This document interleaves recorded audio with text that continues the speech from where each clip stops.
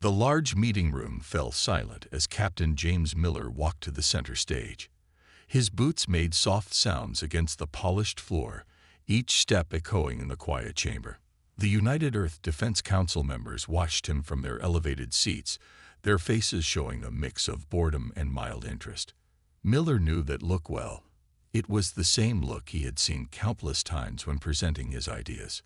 He stopped at the podium and pressed a button on his remote.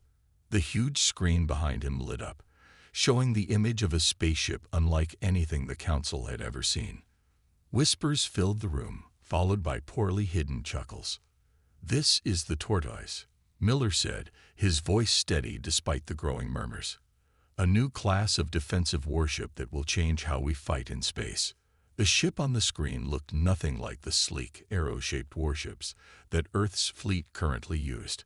Instead, it was bulky and angular, with odd geometric patterns covering its hull. It reminded some council members of old Earth tanks, while others thought it looked like a child's drawing brought to life. Captain Miller, one of the council members, spoke up, not bothering to hide his smirk. "Are you sure you haven't accidentally shown us your son's spacecraft design project?" Laughter erupted in the chamber. Miller had expected this reaction, but it still stung. He waited for the laughter to die down before continuing. "The tortoise may not look pretty," he admitted, "but its design serves a purpose. Every angle, every seemingly awkward surface, is part of an integrated defense system unlike anything we've ever built." He clicked to the next slide, showing technical diagrams. Traditional ships try to dodge enemy fire or absorb it with energy shields. The tortoise does something different. It uses the enemy's attacks to make itself stronger. "That's impossible," another council member interrupted. "You can't just magically turn enemy weapons' fire into defensive power." Miller smiled. "Not magic. Science." He pointed to the geometric patterns on the hull. "These surfaces are made of a new composite material. When hit by energy weapons, they don't just absorb the impact. They channel it, redistribute it, and store it for later use." Admiral Thompson leaned forward in his seat, his eyes narrowing as he studied the diagrams. Unlike his colleagues, he wasn't laughing.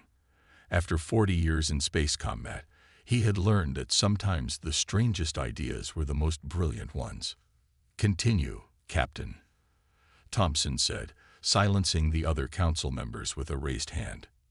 Miller nodded gratefully. "Think about how we currently fight in space.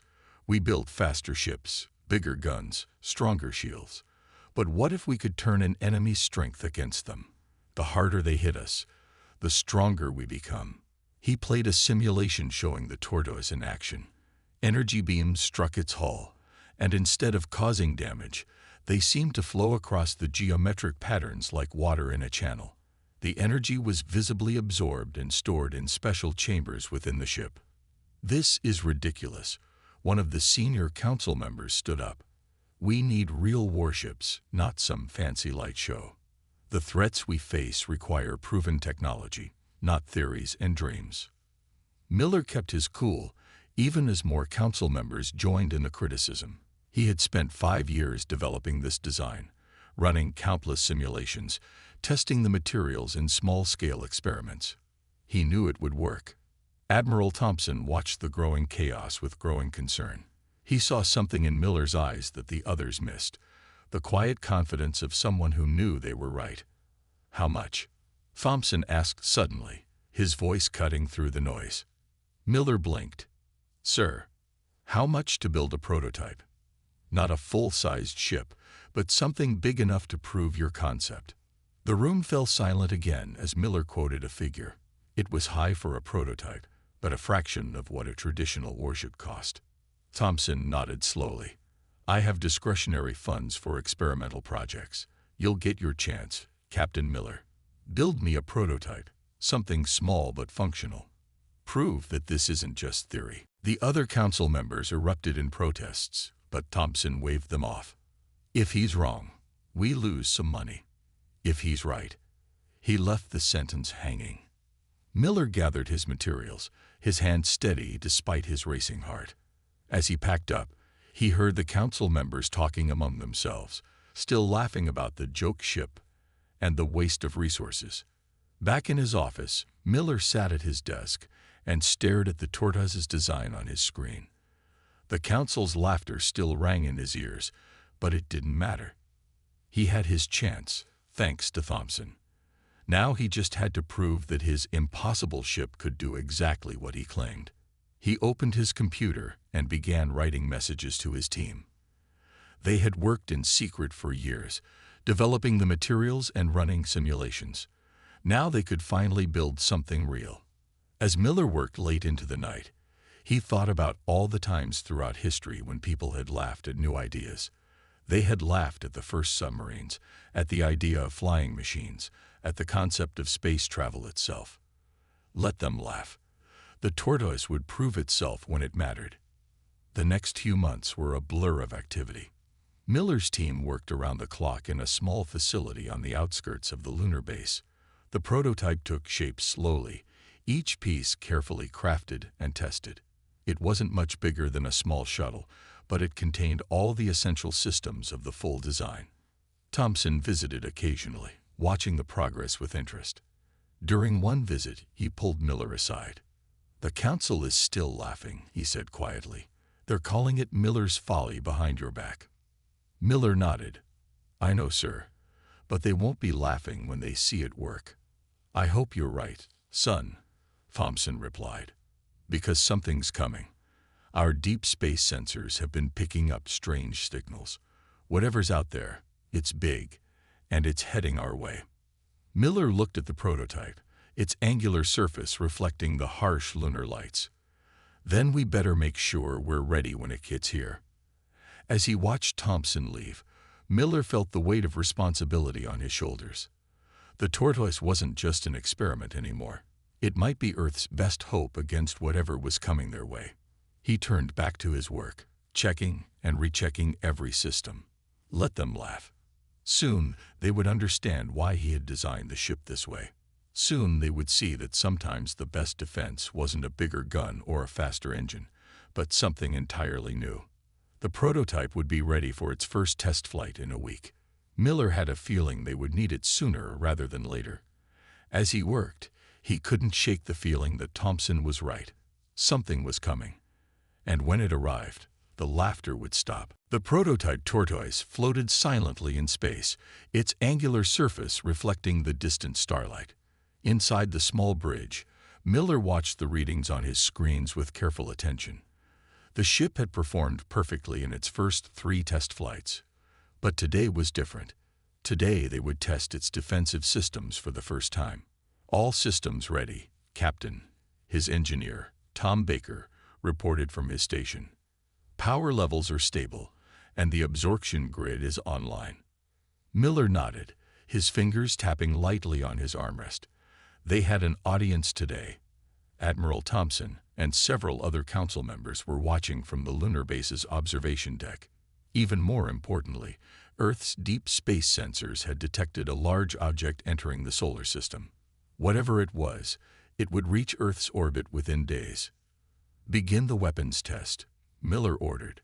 A small drone moved into position, its weapons pointed at a tortoise. The drone was loaded with standard energy weapons, the kind used by Earth's current fleet. The first shot came without warning, a bright beam of energy striking the tortoise's hull. Miller held his breath, watching the readings. The geometric patterns on the hull lit up, channeling the energy exactly as designed. "Energy absorption at 20% capacity," Baker reported, excitement in his voice. "No damage to the hull. The redistribution system is working perfectly." More shots followed, each one striking a different part of the ship. The tortoise's hull glowed brighter with each hit, the energy flowing through its channels like rivers of light. "Energy storage at 60%, Baker called out. "Sir, these readings are incredible. The system isn't just absorbing the energy. It's actually getting more efficient with each hit." Miller allowed himself a small smile.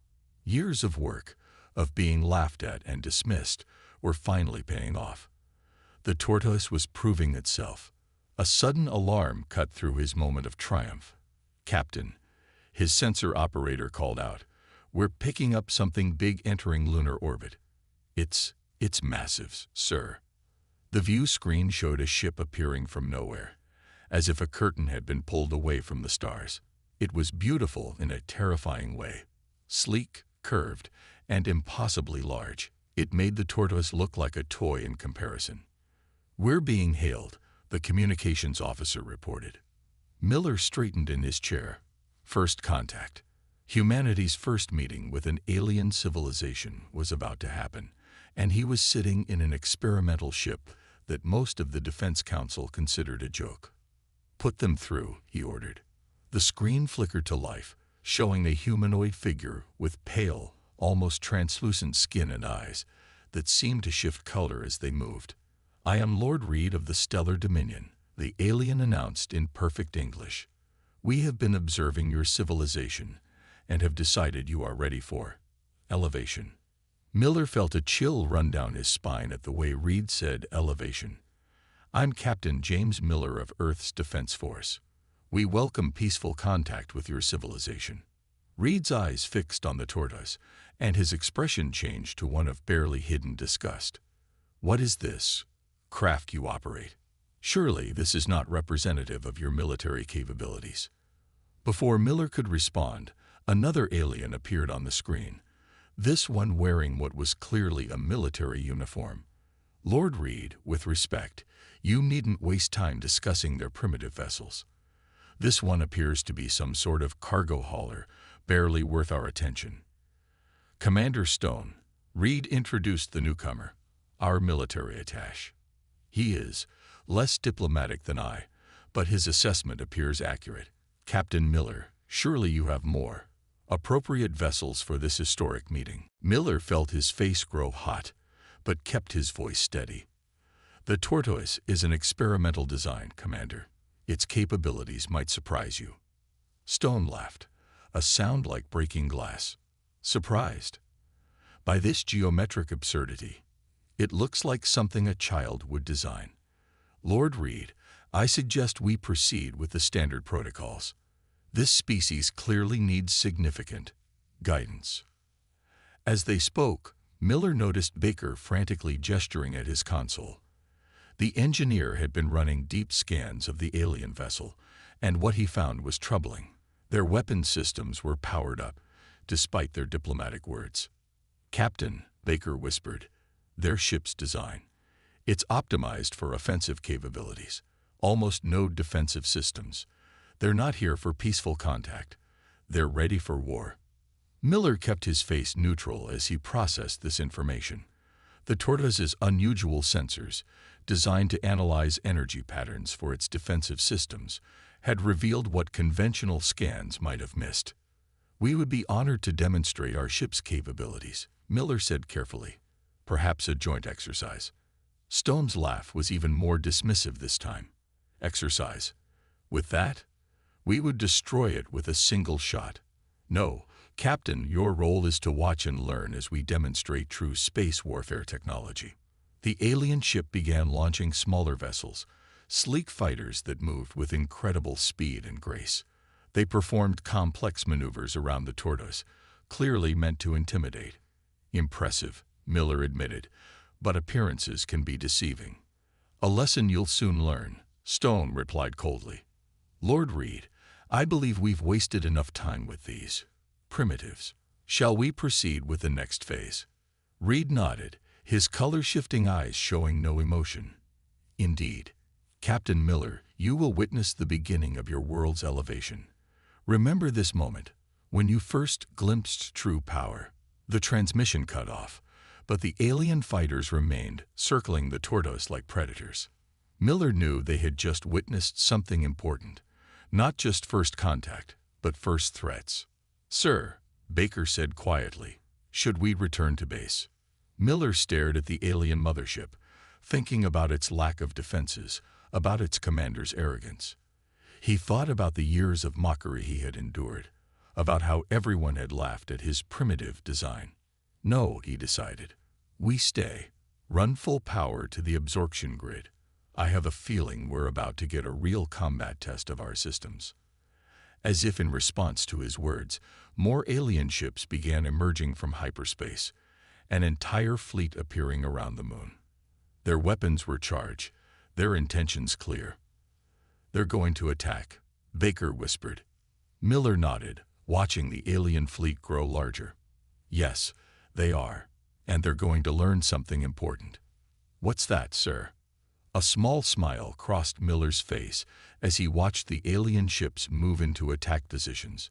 "They're going to learn why the Tortoise won the race."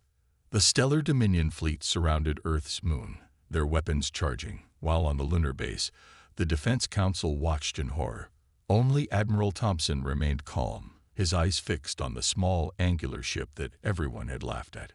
The real test of the Tortoise was about to begin. The first attack came without warning.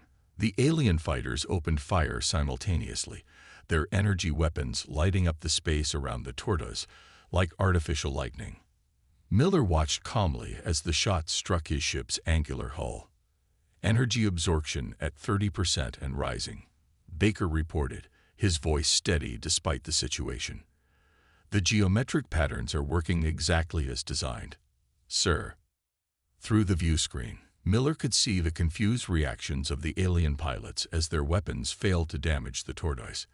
Instead, the ship's unusual surface glowed brighter with each hit, the energy flowing through its channels like liquid light.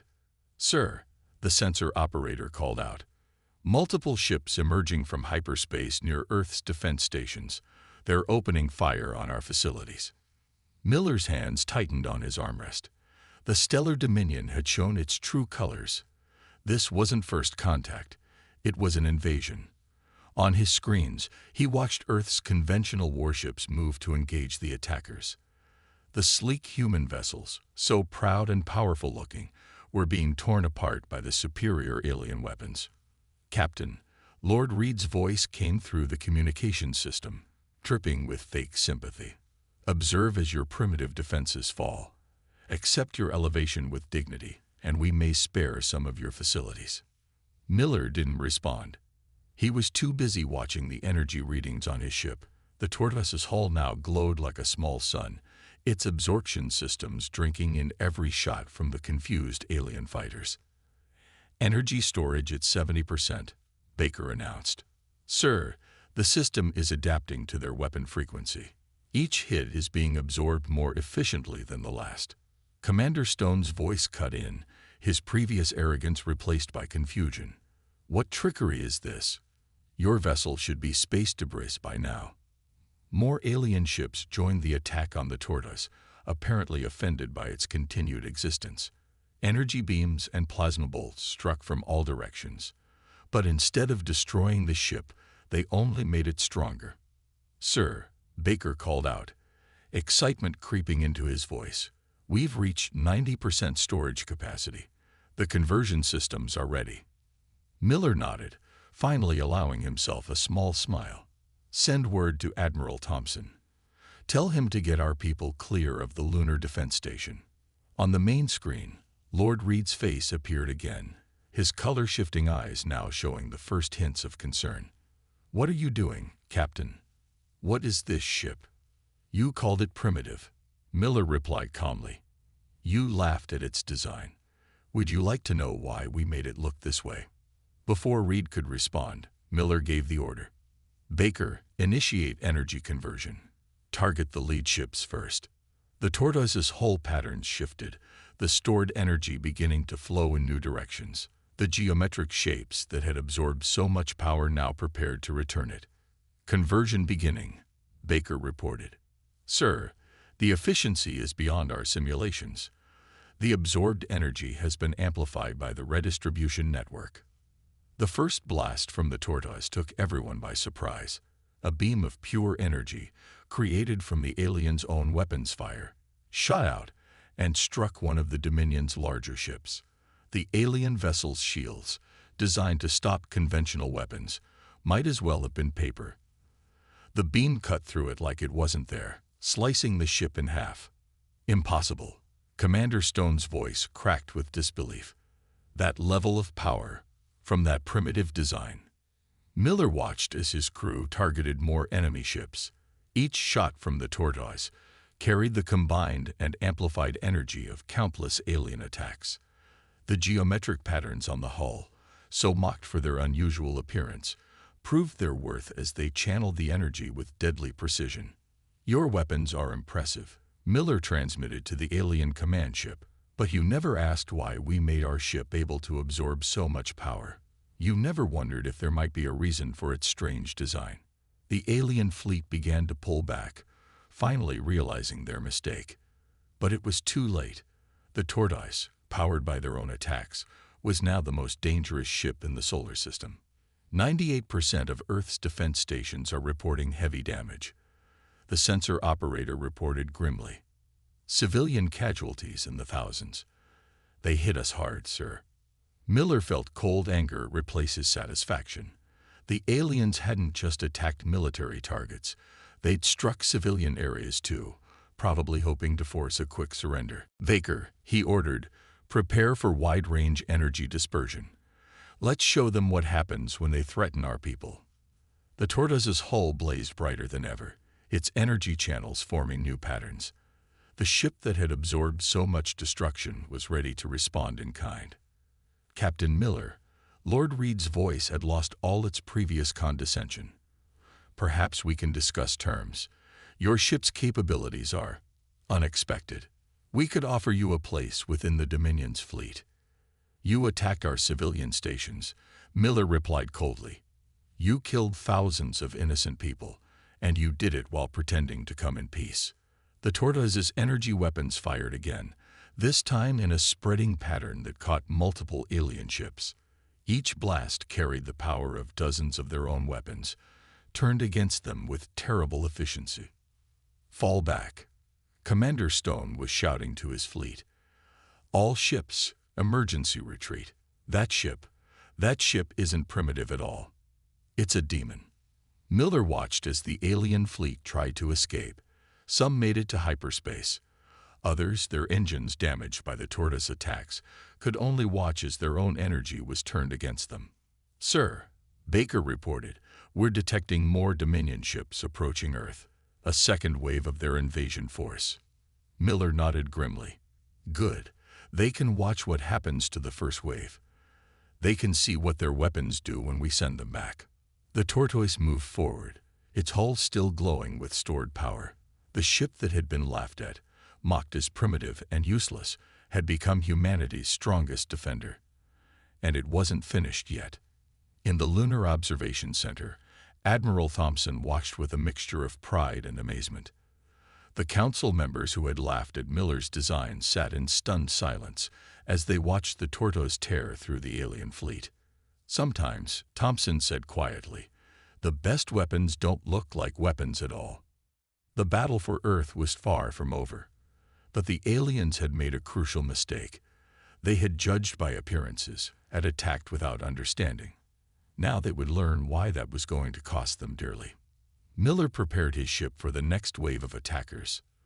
The tortoise was ready. And this time, no one was laughing. The second wave of the stellar Dominion fleet emerged from hyperspace like a swarm of angry wasps. Their ships were different from the first wave. Bigger, more heavily armed, clearly designed for serious combat rather than the easy victory they had expected. Miller watched them approach on the tortoise's screens. His ship's hull still glowed with stored energy from the previous battle, the geometric patterns pulsing with power that made it look alive. "Sir," Baker called from his station, "you need to see these readings. The absorption system, it's changing." Miller moved to look at Baker's screen. The engineer was right. The geometric patterns on the hull weren't just channeling energy anymore. They were adapting, evolving, creating new configurations to better handle the power flowing through them. "The system is learning," Miller said softly. Every shot they fired taught it something new about their weapons. A transmission cut through their observation. Lord Reed's face appeared on the screen, but the alien leader's usual arrogance was gone. "Captain Miller, you have impressed us. The Dominion hasn't lost a fleet engagement in 300 years. Until today." Miller replied calmly. Until today, Reed agreed. But what you see before you is the true might of the Dominion. These are not the light cruisers you faced before. These are our planet killers. The alien ships spread out in an attack formation. Miller could see the truth in Reed's words. These vessels were massive, bristling with weapon ports. Each one looked capable of destroying a small moon. Last chance, Captain, Reed continued. Surrender your ship. Share its secrets with us. The Dominion rewards innovation, even from lesser species. Baker looked up from his console. Sir, the new ships are powering up their weapons. These energy readings, they're off the charts. Miller returned to his command chair. Lord Reed, you still don't understand. The tortoise isn't just a ship, it's an idea. The idea that sometimes the best defense isn't a bigger gun or a stronger shield. Sometimes the best defense is turning an enemy's strength against them. Reed's eyes narrowed. Then you leave us no choice. All ships, open fire, full power. Destroy that abomination. The space around the tortoise lit up like a new sun being born. The alien ships fired everything they had. Energy beams, plasma torpedoes, weapons that human sensors couldn't even identify. The barrage was enough to destroy Earth's entire defense fleet. But something strange happened when the weapons struck the tortoise. The geometric patterns on its hull blazed with new colors, forming complex designs that no one had programmed. The ship wasn't just absorbing the energy anymore. It was analyzing it, understanding it, learning from it. Energy absorption at 120% capacity. Baker shouted in disbelief. Sir, the system isn't just storing their attacks, it's improving them. The patterns are reconfiguring to create more efficient energy pathways. Miller watched in amazement as his ship evolved before his eyes. The tortoise's strange design, which had drawn so much mockery, was proving to be more revolutionary than even he had imagined. It was adapting in real time, becoming something entirely new. Impossible. Commander Stone's voice cut through the command channel. No ship can absorb that much power. You should be vaporized. Should be, Miller agreed. But should be is what people say when reality proves them wrong. Baker, show them what the tortoise has learned. The ship's response started slowly, a pulse of energy that rippled through its geometric patterns like a wave. Then another and another, each one faster than the last. The pulses merged, forming new weapons that mimicked and improved upon the aliens' own technology. The tortoise fired. The first shot wasn't just powerful. It was precise, efficient, perfectly calibrated. It struck the nearest alien ship and simply passed through it, the vessel's advanced shields offering no more resistance than fog. The ship didn't explode. It just came apart, split into pieces by an energy beam that understood exactly how its defenses worked. How? Reed demanded, actual fear showing in his color-shifting eyes. How is this possible? Every shot you fired taught us something. Miller explained as his ship continued its attack. Every weapon you used showed us how your technology works. The tortoise doesn't just absorb energy, it learns from it. And now it's teaching those lessons back to you. The alien fleet's formation broke as ships tried to retreat. But the tortoise was different now, changed by the very weapons used against it. It moved with new speed and grace, its hull patterns shifting and flowing like liquid metal. Sir, Baker reported, excitement mixing with awe in his voice, the system is still evolving. It's not just learning their weapons, it's improving them, making them more efficient, more effective. Miller nodded. Send the data to Earth. Everything the tortoise has learned, everything it's becoming. They need to know how to build more. The battle wasn't really a battle anymore. It was a demonstration.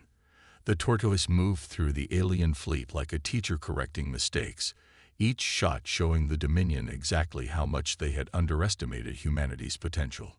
Lord Reed, Miller transmitted as another alien ship, fell to its own improved weapons. You called us primitive. You laughed at our designs, but you never asked why we made them this way.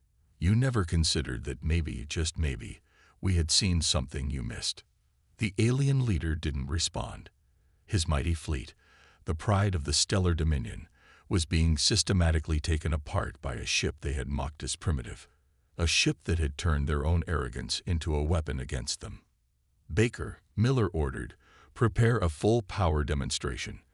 Let's show them exactly what they taught us."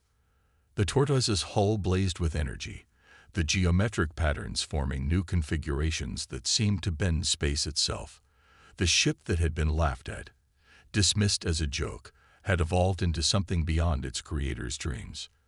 In the Lunar Observation Center, Admiral Thompson watched with a mixture of pride and amazement. "Sometimes," he said to the stunned council members, "the best innovations come from thinking differently, from seeing what everyone else missed." The tortoise prepared to deliver its final lesson to the stellar dominion. Its hull patterns had stabilized into new forms, permanent changes born from the crucible of combat. It wasn't just a ship anymore. It was the future of human space warfare. Miller looked at the alien fleet, at their mighty ships that suddenly seemed outdated and primitive. "Time to show them what humanity can really do," he said quietly. "Time to show them why you should never laugh at something you don't understand." The tortoise's hull began to pulse with power, preparing to demonstrate everything it had learned from the Dominion's attacks. The real revelation was about to begin. The tortoise hung in space, its hull glowing with patterns that had never been seen before. The ship had changed so much during the battle that it barely resembled its original design. The geometric shapes that had once drawn mockery now shifted and flowed with an almost living intelligence. "Final power readings are stable," Baker reported from his station. "The system has finished integrating all the new configurations. Whatever the ship has become, sir, it's ready." Miller looked at his screens, studying the stellar Dominion fleet that still surrounded them. Many of their ships were damaged or destroyed, but dozens remained, including their massive command vessel. Lord Reed's face appeared on the communication screen, his color-shifting eyes now showing a mix of fear and anger. "What have you done to that ship?" Reed demanded. "This goes beyond any known physics, beyond any possible technology." "No," Miller replied calmly. "It goes beyond what you thought was possible. There's a difference." He turned to Baker. "Show them what we've learned." Full demonstration.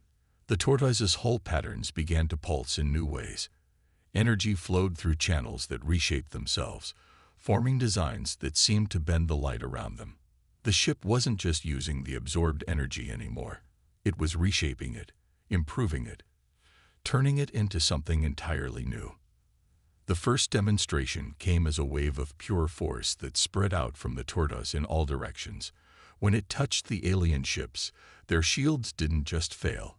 They reversed, turning inward and crushing the vessels they were meant to protect. "That's impossible." Commander Stone's voice cracked with panic.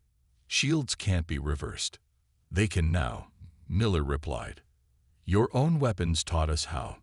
Every shot you fired showed us more about how your technology works.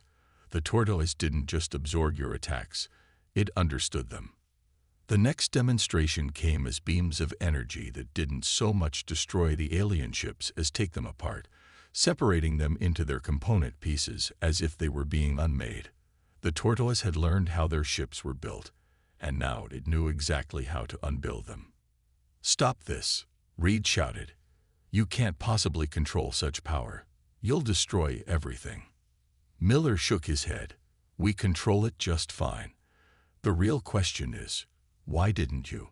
Why did you build weapons you couldn't fully understand? Why did you attack worlds without thinking about what they might have learned that you hadn't?"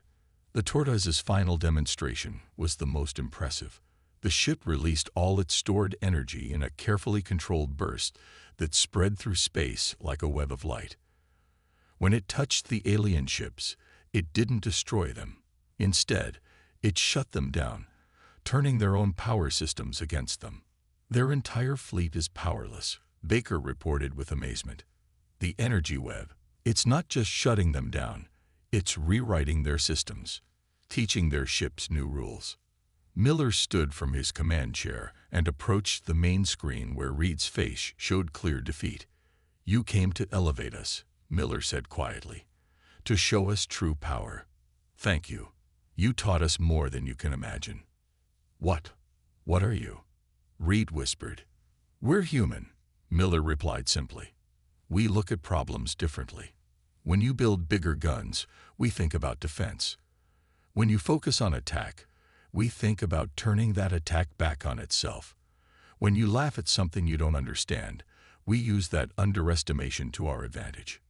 The tortoise's hull had settled into its new configuration, the geometric patterns now permanent reminders of everything the ship had learned.